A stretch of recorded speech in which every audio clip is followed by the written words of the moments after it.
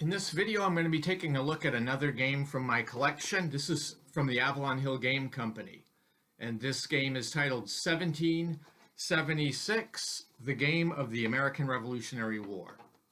So this is really a fine game. Sure, it's dated. I think it came out in 1974 when I was like 9 or 10.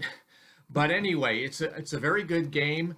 This is what I happen to have here is the second edition rule set, and this offers quite a variety. I mean, it can be a very simple game if you want. I tend to play with the advanced rules, but not with the tactical cards.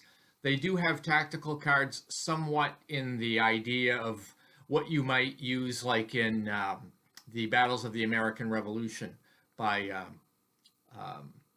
Mark Miklos from GMT, where you pick battlefield tactics, but at the scale of the game, I don't like that so much, so I don't use that to enhance my play.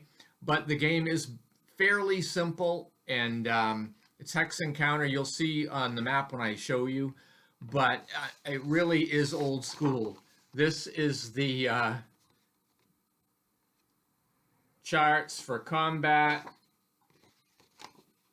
And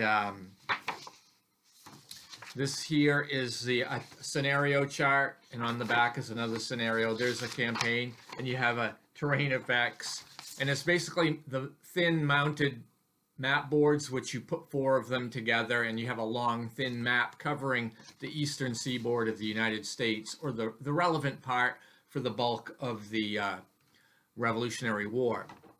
One of the things that this game doesn't do is it really doesn't put politics in this game. This is strictly a military type game where you fight out the American Revolution without all of the politics in it. So I mean, but it makes a very interesting, simple game to play out. What I'm going to cover here is this first scenario. And there's a reason why I'm interested in this one. It's called The Invasion of Canada, 1775. And on this chart, it gives you the start forces, then it gives you a turn record track and the reinforcements, victory conditions, possible optional rules, and special rules. And this really only uses the northern map board. So I'll read you what the background of this is. I'll read this to you off the chart. Although the capture of Fort Ticonderoga in May 10th, 1775 opened the way for an American advance into Canada, a timid Congress did not authorize any operations until the middle of June, when it directed General Schuyler to invade, if practicable, what they hoped to make the 14th colony. After numerous delays resulting from Schuyler's preparations, his second-in-command started north on Lake Champlain with troops and a small fleet in September. The first target was strategic St. John's, vigorously held by British regulars and Canadian militia. During this period, Ethan Allen made his abortive attack on Montreal on September 25th. Meanwhile, the start of Arnold's march to Quebec from Fort Western unfolded the complete misguided strategy of the campaign. So I'm going to go through this a very quick overview playthrough of what happened when I replayed The Invasion of Canada 1775. So let's go down to the map. So this is turn 1 in 1776, and the actual turn is September 1775. And what happens initially is General Schuyler marches with the colonists from Fort Ticonderoga with the militia, artillery, and supply to Fort St. John's and begins a siege there. As shown in this picture, this siege ended up being repulsed. In the British part of the turn, the British move the dragoons to be in a favorable position to defend Quebec. They get along the river near the Maine-Canada border, and you can see how in the second picture here, you can see what it looks like at Fort Quebec. So basically, turn one went fairly historically. We'll see what ends up happening on turn two, which will be October 1775. So the colonists receive militia and supply at Fort Western, which is along the Kennebec River in Augusta. This is with General Benedict Arnold, and you can see this group in the photo here. And Arnold begins his march all the way to the northern Maine border past Moosehead Lake, which you can also see in this next picture. Then I have General Schuyler attacking St. John again, and there ends up being no effect. One of the things happening is in Montreal there is supply, and this enables them to fight at full strength. Of course, the colonists also have supply, so it's a wash there. I believe about this time in October, General Schuyler, I think his name was Philip Schuyler, became ill, and so he was replaced by General Montgomery to take over the siege at St. John. So I'm going to come in here for a minute because Benedict Arnold's expedition to Quebec came right through the area of Maine where I was raised. So I wanted to show a little bit about that because the town I was raised in is right on the Kennebec River. So let's go take a little bit of a detour into some of that history. I promise you it will be short. So on the map here, you can see two rivers that are shown here. One is the Kennebec River, and then the other one is the Androscoggin River. Now, I grew up in a town that the eastern border of the town was on the Kennebec River. In fact, the town I grew up in is one town north of Augusta. And of course, now I actually I do own property up there, but I live on the Androscoggin River, which is the second river pictured here, south of where I used to live in Augusta. So the reason this is relevant is Augusta, also showing on the map, is where Fort Western is. And the fort is actually in very good shape. It's been restored a number of times. And I have a picture here of it that you might find interesting. And this was the location, one of the locations in Maine where Benedict Arnold assembled his forces in 1775 along the Kennebec River en route to Fort Quebec, where he was to lay siege. Also on that route was a stop in what is now Winslow, Maine, which is where Fort Halifax is. And that fort is not in quite as good of condition, but it is that one of the blockhouses is restored on it. And this is basically, one town north of the town I grew up in.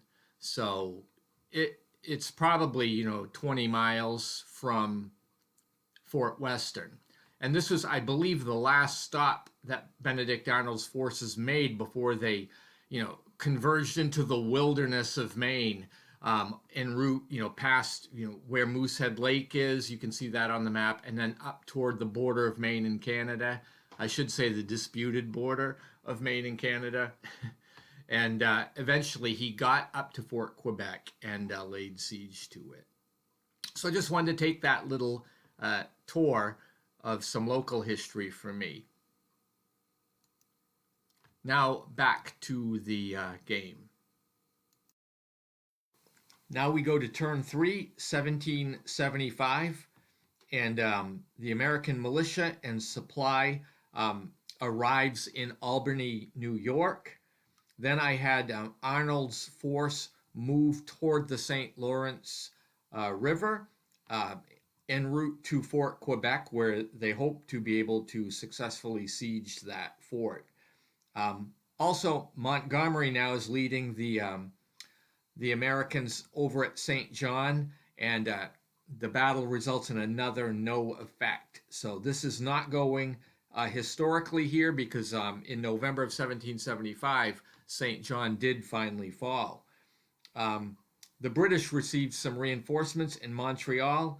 I received them, and then, as you can see, I had them march toward Fort Quebec so that they can reinforce that.